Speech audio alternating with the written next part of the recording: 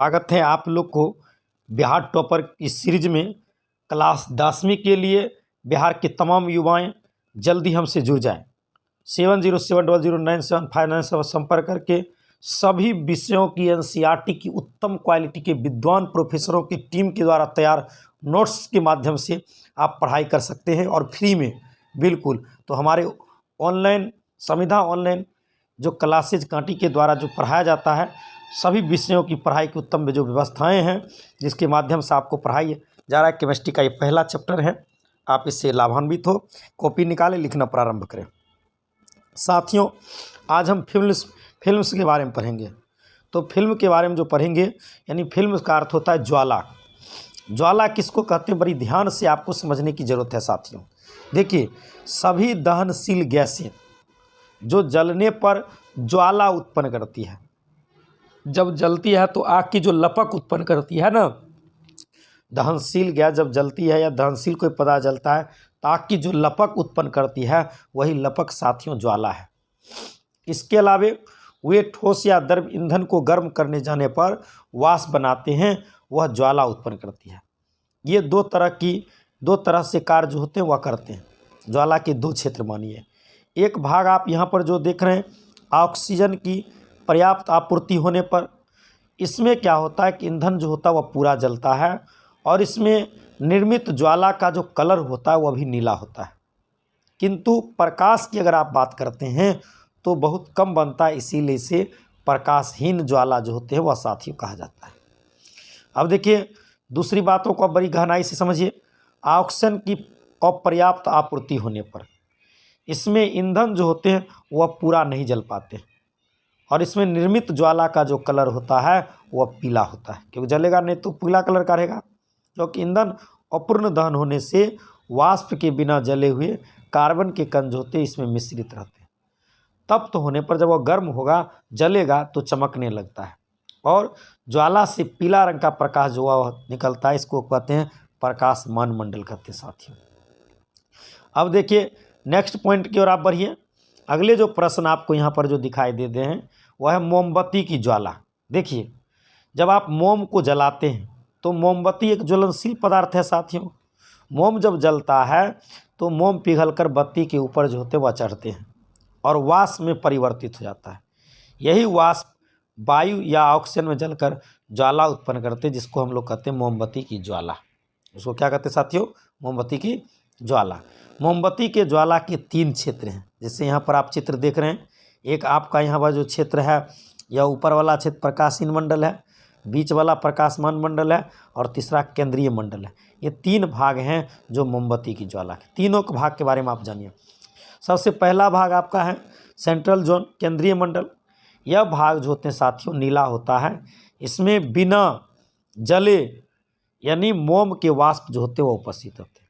यह बत्ती को घेरे रहता है और दहन की क्रिया इसमें नहीं होती, क्योंकि वाष्प ऑक्सीजन के संपर्क में नहीं आ पाता है, और यह भाग अदहनशील का क्षेत्र कहलाता है। सबसे कम तापमान इस भाग का होता है, ये वाला भाग जो। दूसरा आपको है प्रकाशमान मंडल वाला, ये वाला भाग आप देखिए। इसमें ऑक्सीजन का साथियों अपर्याप्त आपूर्ति होने के कारण जो होते हैं अपूर्ण दहन इसमें वाष्प का होता है। इसमें कार्बन के सूक्ष्म कण उपस्थित होते हैं। यह ज्वाला का सबसे बड़ा भाग जो होता है कहा जाता है। प्रकाश का कलर पीला रहता है। इसमें ज्वाला का ताप मृदुल होते कम होता है। और तीसरा जो सबसे महत्वपूर्ण भाग होता है, जिसे आप प्रकाशहीन मंडल कहते हैं। ये प्रकाशहीन मंडल सबसे ऊपर वाला भाग हुआ। इस भाग में मोम के वाष्प का पूर्ण दहन होगा और ऑक्सीजन पर्याप्त रहेंगे। ये सबसे गर्म भाग होता है। जैसे हल्का ऊपर रखेंगे आग का, तो आपका हाथ जो होगा वह जलने लगेगा साथियों। अब जो महत्वपूर्ण प्रश्न है, आप इसको बोर्ड मॉडल आप इसको लिख सकते हैं, बहुत इंपॉर्टेंट है। आप तमाम लोगों के घर में एलपीजी जो गैस देखते हैं वह उपयोग होता होगा, वही एलपीजी की यहाँ बात कर रहे हैं, जिसका पूरा नाम होता है लिक्विफाइड पेट्रोलियम गैस, जिसको संक्षेप में एलपीजी और हिंदी में द्रवीभूत पेट्रोलियम गैस कहा जाता है। साथियों, इसमें एथेन, प्रोपेन और ब्यूटेन का जो गैस है वो तीनों मिला रहता है, एथेन, प्रोपेन और ब्यूटेन। इसमें नॉर्मल और आइसोब्यूटेन को द्रव की अवस्था में परिणत करके लोहे के जो बने सिलेंडर होते हैं उसमें दाब डाल करके, दाब बढ़ा करके द्रव के रूप में बदल करके रखा जाता है। सुनिए कि नहीं, तो ये एलपीजी होते हैं। ये गैस गंध नहीं करता साथ, लेकिन गंधयुक्त बनाने के लिए यहाँ पर देखिए एथिल मर्केप्टेन, जिसका सूत्र C2H5SH है, इसको हम उसमें मिलाते इसलिए कि वो जले तो गंध करे, वह निकले तो गंध करे। 1 ग्राम ये जलता है तो 50 किलो जूल ऊष्मा जो होता है वह उत्पन्न करता है। तो साथियों यहाँ से फर्स्ट चैप्टर का पॉइंट जो है वो पूरा कंप्लीट हो चुके हैं। अब क्वेश्चन आंसर पर हम लोग चर्चा करेंगे एक एक पर, फिर ऑब्जेक्टिव क्विज कॉन्टेस्ट आपको होंगे। ऑब्जेक्टिव क्वेश्चन को अगर देखिए तो रासायनिक अभिक्रिया को व्यक्त किया जाता है, तो रासायनिक अभिक्रिया जो होता है उसको संकेत और सूत्र के माध्यम से व्यक्त करते, समीकरण के द्वारा व्यक्त कर सकते हैं। पहला क्वेश्चन हुआ। दूसरा प्रश्न की बात अगर करते हैं तो समीकरण के बाएं और दाएं दोनों और प्रत्येक प्रकार की परमाणु की संख्या समान होगा तो वह संतुलित रासायनिक समीकरण होगा।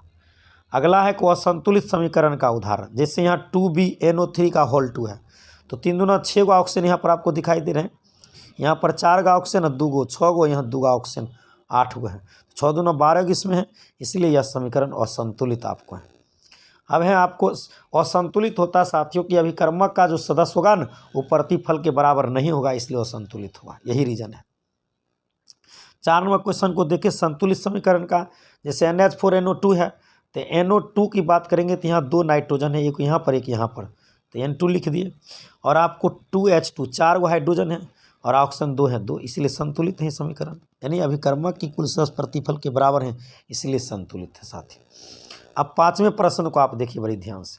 प्रश्न कह रहा है कि कैल्शियम कार्बोनेट है, उसका सूत्र होता है CaCO3, ठीक है। कैल्शियम कार्बोनेट को आप गर्म करते हैं इसको तो ये कैल्शियम ऑक्साइड बनाता है और कार्बन डाइऑक्साइड बनाता, CO2 बनाता साथी, है ना। तो कह रहा है कि यह कौन अभिक्रिया है, तो अपघटन अभिक्रिया है। छठा है आपका, जो छठा जो प्रश्न है वह है क्लोरोफिल और सूर्य प्रकाश की उपस्थिति में पौधे वायुमंडल से कार्बन डाइऑक्साइड और पृथ्वी से जल ग्रहण करके अपना भोजन तैयार करता है। इस क्रिया को क्या कहते हैं, प्रकाश रासायनिक अभिक्रिया, तो प्रकाश की उपस्थिति में प्रकाश रासायनिक अभिक्रिया। 7वां है AgNO3 के जलीय घोल में NaCl का जलीय विलयन डालने पर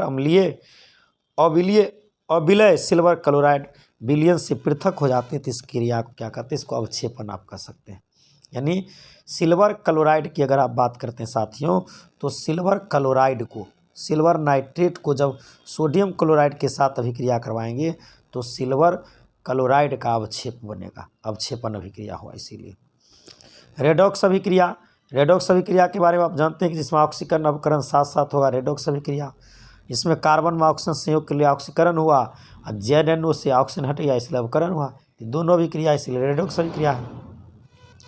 9 नंबर क्वेश्चन है NaOH और HCl के बीच अभिक्रिया से सोडियम क्लोराइड बनता है, तो NaOH क्षार हुआ, HCl आपका अम्ल हुआ। अम्ल और भस्म की अभिक्रिया से लवण और जल बनता है तो उसको उदासीनीकरण अभिक्रिया कहते हैं, ये उदासीनीकरण अभिक्रिया आपका आंसर इसका करेक्ट होगा। उसके बाद आपको उष्मा करा है क्वेश्चन में, आप जो क्वेश्चन को देख रहे हैं साथियों, इस क्वेश्चन में पूछ रहा है जिन बातों को, करा उष्माक्षेपी अभिक्रिया बताइए। उष्माक्षेपी का अर्थ होता है जो उष्मा उत्पन्न करता है। यहाँ कार्बन ऑक्सीजन के साथ अभिक्रिया करके कार्बन डाइऑक्साइड बनाया और 94.45 किलो जूल उष्मा उत्पन्न किया, तो उत्पन्न किया इसलिए उष्माक्षेपी हुआ। ऑक्सीकारक O2 ऑक्सीकारक है, C+O2 अवकारक गुण को प्रदर्शित करता है। समीकरण 2CO+O2 रिएक्शन 2CO किस प्रकार की अभिक्रिया है, तो ऑक्सीकरण अभिक्रिया है। और ये जो 14 नंबर जो प्रश्न है बहुत बार पूछा गया, शरीर में भोजन का पचना किस प्रकार का अभिक्रिया, जिसको ऑक्सीकरण लिखे। कौन सा पदार्थ बिना जले ज्वाला उत्पन्न करता है, तो कोयला, है ना। ज्वाला यानी बिना जलेगा उसको लेकिन ज्वाला उत्पन्न वह नहीं करेगा तो वह कोयला है ना। अगला फिल इन दी ब्लैंक्स वाला क्वेश्चन है कि अभिकारकों की अभिक्रिया को समीकरण के डैश और लिखते हैं, तो बाईं और अभिकारक को बाएं और प्रतिफल को दाएं और। समीकरण प्रयुक्त चिन्ह अभिक्रिया को बताता है, तो दिशा बताता है किधर अभिक्रिया हो रहा है। CO को गर्म करेंगे तो CO+CO2 बनेगा, तो यह अपघटन अभिक्रिया हुआ। सिल्वर क्लोराइड वाला है तो यह अवक्षेपण अभिक्रिया हुआ। यहाँ पर आपको ये जो पदार्थ है वो अवक्षेप है, ये अवक्षेप है सोडियम क्लोराइड, तो अवक्षेपण अभिक्रिया। अभिक्रिया H2H2+O2 रिएक्शन 2H2 कौन सा अभिक्रिया है, तो संयोजन, इसमें दोनों जुड़ गया इसलिए संयोजन हुआ। छठा है गर्म करने पर अपघटित होकर पोटासियम क्लोराइड बनाता है, तो KClO3 पोटासियम क्लोराइड बनाता है। अब है जिस अभिक्रिया में हाइड्रोजन संयोग होता है तो उसको कहते हैं हम लोग हाइड्रोजन का संयोग ऑक्सीजन का वियोग, उसको अवकरण कहते हैं। तो इसका अवकरण लिख सकते हैं। तो अवकरण आप यहाँ 7 नंबर जानेंगे साथियों। 8वां जो क्वेश्चन है आपके लिए वह है कि जिस अभिक्रिया में किसी तत्व के साथ ऑक्सीजन जुड़ता है तो ऑक्सीजन जुड़ेगा तो ऑक्सीकरण हुआ। AgNO3 के विलयन में कॉपर डालने पर डैश धातु की प्राप्त होंगे तो सिल्वर धातु की प्राप्त होंगे। अब है आपको ट्रू और फॉल्स वाला क्वेश्चन है, सही और गलत वाला। कह जिस रासायनिक समीकरण के दोनों ओर प्रत्येक तत्व के परमाणुओं की संख्या आसान हो उसे संतुलित समीकरण कहते हैं। तो ये बात आपका गलत है। जिस समीकरण के दोनों प्रत्येक प्रकार परमाणु संख्या असमान है उसको संतुलित कहते हैं, बिल्कुल गलत, क्योंकि असमान होगा तो असंतुलित हुआ। ये गलत है आपका है। Mg+2HCl रिएक्शन MgCl2+H2 एक संतुलित समीकरण, तो बिल्कुल सही बात है, बराबर समीकरण संतुलित है आपका। तीसरा है संयोजन अभिक्रिया में दो तत्व परस्पर संयोग करके यौगिक का निर्माण करते हैं, तो बिल्कुल आपका सही बात है। अमोनिया और हाइड्रोजन के संयोग से अमोनियम हाइड्रोक्साइड का निर्माण होता है, ये बिल्कुल गलत बात है ना। 3 नंबर। तो इस तरह से चौथे क्वेश्चन, तांबे के प्लेट को जिंक सल्फेट विलयन डालने पर जिंक का परत बनेगा, तो ये फॉल्स है। रासायनिक अभिक्रिया के फलस्वरूप बने नए पदार्थ अभिकारक कहलाते हैं, तो फॉल्स है, गलत है। पोटासियम क्लोरेट को गर्म करने पर पोटासियम क्लोराइड और ऑक्सीजन बनता है, यह अभिक्रिया अपघटन कहलाती है, तो सही बात है। किस पदार्थ के ऑक्सीकरण के साथ संयोग ऑक्सीजन के साथ संयोग करने से अवकरण कहलाती, तो ये फॉल्स है। सिल्वर क्लोराइड को सूर्य के प्रकाश में रखने पर यह काला हो जाता है, यह अभिक्रिया रासायनिक अभिक्रिया कहलाता है, तो ये बात बिल्कुल सही है आपका। अब एक शॉर्ट टाइप का जो क्वेश्चन है जो किताब में लघुत्तरीय जो प्रश्न है उन पर ध्यान दीजिए। देखिए रासायनिक समीकरण लिखने में अभिकारक और प्रतिफल को किन रूप में व्यक्त किया जाता है, तो संकेत और सूत्र के रूप में। यहाँ पर आप लिख सकते हैं संकेत और सूत्र के रूप में, है ना। तो यहाँ पर जो क्वेश्चन आपको साथियों है पहला। दूसरा है आपका कि रासायनिक समीकरण अभिकारक और प्रतिफल को तीर चिन्ह का प्रयोग क्यों किया जाता है। तीर चिन्ह का प्रयोग करने से अभिकारक और प्रतिफल की दिशा का पता चलता है। उसके बाद क्या समीकरण H2Cl रिएक्शन 2HCl संतुलित है, तो बिल्कुल संतुलित है, क्योंकि बराबर सब सदस्य, हाइड्रोजन भी 2 क्लोरीन भी 2, यहाँ दोनों हाइड्रोजन क्लोरीन है, बराबर है, संतुलित है। और अगला जो क्वेश्चन है आपका 5वां, उस अभिक्रिया को क्या कहते हैं जिसमें अभिकारक सरल प्रतिफल में परिवर्तित हो जाता है, तो ये आपका अपघटन अभिक्रिया है, ये आपका अपघटन अभिक्रिया साथियों। तो इस तरह से आपने अपघटन अभिक्रिया के तमाम उन बिंदुओं के बारे में अभी आपने जानकारी प्राप्त करने का काम किया। और एक से एक अद्भुत जो प्रश्न है साथियों जो बहुत ही आपके लिए उपयोगी हैं, हमेशा ये प्रश्न आपके लिए रामबाण का जो होता वह काम करता है। तो एक एक प्रश्न की जानकारी सभी व्यक्ति को होना बहुत अनिवार्य है। जिस बात की जानकारी आपको हो जाएगा वह प्रश्न आसानी से आप जो होंगे वह पढ़ेंगे, जानकारी प्राप्त करेंगे। तो चलिए अगले प्रश्न की ओर हम लोग बढ़ते हैं और अगला जो प्रश्न देखते हैं साथियों वह कौन सा है और किस तरह के प्रश्नों का उत्तर आप जो होंगे वह जानकारी जो होंगे वह प्राप्त कर पाएंगे। तो आइए हम लोग एक एक से प्रश्नों की जानकारी जो होंगे वह प्राप्त करेंगे अभी। तो 5वां क्वेश्चन को आप फिर से जानिए कि उस अभिक्रिया का नाम बताइए से दो अधिक अभिकारक परस्पर संयोग करता है, तो संयोजन अभिक्रिया। 6ठा है किस प्रकार की अभिक्रिया में अभिकारक अपने मूलक का विनिमय करता है, तो उभय विस्थापन अभिक्रिया। और 7वां जो प्रश्न आपका है कि उभय विस्थापन अभिक्रिया सिर्फ एक उदाहरण बताइए, तो यहाँ पर 2 मूलक अदला बदली कर लिया, यानी गणेश जी का मुंडी हाथी में, हाथी का मुंडी गणेश जी में लग गया, तो इसलिए आपको उभय विस्थापन कहते हैं। क्या कॉपर आयरन से अधिक क्रियाशील है, नहीं। क्या संयोजन अभिक्रिया ऑक्सीकरण अभिक्रिया है, हाँ। क्या उभय विस्थापन अभिक्रिया ऑक्सीकरण अभिक्रिया है, नहीं। हमारे शरीर में भोजन का पचना किस प्रकार का अभिक्रिया है, तो अपघटन अभिक्रिया। प्रकाश रासायनिक अभिक्रिया का 2 समीकरण बताइए, तो H2+Cl2 2HCl और 2AgCl 2Ag+Cl। और दुर्गंधित खाद्य पदार्थ के बारे में बताइए कि वह भोजन जो वायु में खुला छोड़ देने पर उसमें दुर्गंध आने लगता है तो उसको दुर्गंधित भोजन कहते हैं। ताज़ा खाद्य पदार्थ को सड़ने से बचाने के लिए रेफ्रिजरेटर में रखते हैं या एंटीऑक्सीडेंट क्रिया करते हैं या वायुरुद्ध बर्तन में रखते हैं। और निम्नलिखित जो समीकरण है उसको आपको बैलेंस करना है। इसमें दोनों समीकरण है, यहाँ पर 2 दिए तो लोहा 2 हो गया, SO4 2 हो गया और दोनों तरफ इसको बराबर कर दिए।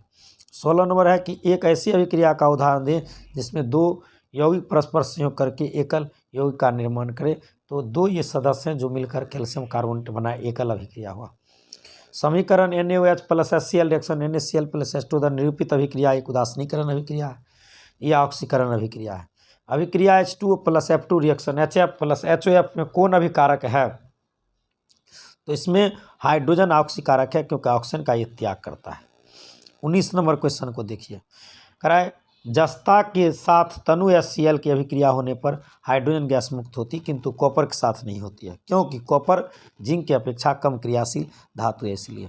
और ये बराबर परीक्षा में पूछता है 20वां क्वेश्चन कि पेट्रोलियम गैस का प्रमुख अवयव कौन है? तो आप उसका बताएंगे मुख्य अवयव ब्यूटेन होता है। ये बराबर पूछता है, BM कर लीजिए इसको। कुछ इंपॉर्टेंट ऑब्जेक्टिव आपके लिए हम तैयार किए हैं, जिसको आप सिर्फ रीडिंग दे सकते हैं और याद कर सकते हैं। जो आपको पॉलिटेक्निक का एग्जाम हुआ, पैरामेडिकल का हुआ, इस सब में आपका ITI हुआ, इस सब में काम करेगा ये, है ना। और बोर्ड एग्जाम में भी आपको कोई टेस्ट के लिए काम करेगा। रासायनिक अभिक्रिया में अभिकारक और प्रतिफल को प्रदर्शित करने के लिए पदार्थों के संकेत और सूत्र को करना व्यक्त करता है। सिर्फ पढ़ते जाइए इसको। समान रासायनिक अभिक्रिया में पदार्थ का न तो निर्माण होता है और न ही नाश होता है, द्रव्यमान संरक्षण नियम है। रासायनिक समीकरण को संतुलित करने के लिए सरल विधि का या अनुमान विधि का उपयोग करते हैं। उष्मा अभिक्रिया के लिए समीकरण के दाईं ओर प्लस का चिन्ह जो होता है वह लिखा जाता है। यदि अभिक्रिया के फलस्वरूप कोई गैस निकलता है, तीर चिन्ह ऊपर कर देते हैं। अवक्षेप निकलता है, तीर चिन्ह नीचे कर देते हैं। कार्बन मोनोऑक्साइड ऑक्सीजन में जलकर कार्बन डाइऑक्साइड बनाता है। मैग्नीशियम को वायु में ऑक्सीजन जलाने पर मैग्नीशियम ऑक्साइड का सफ़ेद चूर्ण बनाता है। लोहे चूर्ण को गंधक के मिश्रण गर्म करने पर आयरन सल्फाइड बनाता है। कैल्शियम कार्बोनेट को गर्म करने पर अपघटित होकर कैल्शियम बनाता है। रासायनिक समीकरण को संतुलित करने की एक सरल विधि है, जिसे संतुलित विधि कहते हैं। ये सब तो आप पढ़ लिए। लोहे के चूर्ण को गंधक के मिश्रण में गर्म करने पर आयरन सल्फाइड बनाता है, Fe+S reaction FeS। Calcium carbonate को गर्म करने पर वो अपघटित होकर कैल्शियम ऑक्साइड और कार्बन डाइऑक्साइड बनाता है। कैल्शियम ऑक्साइड को कली चूना भी कहा जाता है, जिसका उपयोग सीमेंट के निर्माण में किया जाता है। अपघटन अभिक्रिया उष्मा के प्रभाव से कराई जाती है, इसे उष्मा अपघटन कहते हैं। द्रवित सोडियम क्लोराइड से होकर विद्युत प्रवाहित करने पर सोडियम क्लोराइड अपघटित होता है। द्रवित एल्युमिनियम ऑक्साइड से होकर विद्युत धारा प्रवाहित करने पर अपघटित होता है। जल से होकर विद्युत प्रवाहित करने पर यह अपघटित होकर H2+Cl2 देता है। मैग्नीशियम धातु नाइट्रोजन में जलकर मैग्नीशियम नाइट्राइड बनाता है। यह उष्मा और प्रकाश उत्पन्न करता है। जो पदार्थ दहन की क्रिया में सहायक नहीं है उसे दहन के अपोषक पदार्थ कहते हैं। जो दहन में सहायक है दहनशील पदार्थ कहते हैं। खाद्य पदार्थों को वसा और तेल के कारण दूषित होता है। ऑक्सीकरण अवकरण अभिक्रियाएं सदैव साथ साथ होते हैं। तो बहुत बहुत धन्यवाद, आपने एक से एक अद्भुत प्रश्नों को जानकारी प्राप्त किया। मैं लेखक कमलेशानंद उपाध्याय के सबचंद सखावत आप तमाम बिहार वासियों को, तमाम स्टूडेंट को जो मैट्रिक एग्जाम देते हैं, अधिक से अधिक इसे शेयर करें अपने साथियों को और उसे भी लाइव में जोड़ें। सभी विषय को उत्तम पढ़ाई के साथ यहाँ आपके लिए लाभप्रद होगा। बहुत बहुत धन्यवाद।